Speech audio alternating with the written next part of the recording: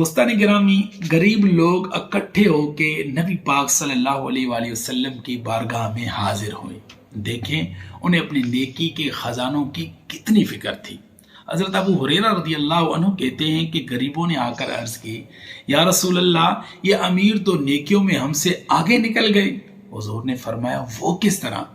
عرض کی، یا رسول اللہ، وہ زکوٰۃ دیتے ہیں، ہم پر زکوٰۃ فرض نہیں، وہ حج کرتے ہیں، ہم پر حج فرض نہیں، وہ صدقہ و خیرات کرتے ہیں، ہم کر ہی نہیں سکتے، وہ تو گزر گئے آگے، اب کیا کریں؟ قرآن جائے محبوب صلی اللہ علیہ وآلہ وسلم کے سمجھانے کے طریقے پہ حضور صلی اللہ علیہ وآلہ وسلم نے فرمایا، کان ادھر لاؤ۔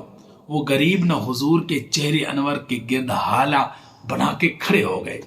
حضور فرمانے لگے، سنو، رات کو جب سونے لگو نا تو 33 بار سبحان اللہ پڑھا کرو، 33 بار الحمدللہ پڑھا کرو، اور 34 بار اللہ اکبر پڑھا کرو، اور اس کا نام ہے تسبیح فاطمہ۔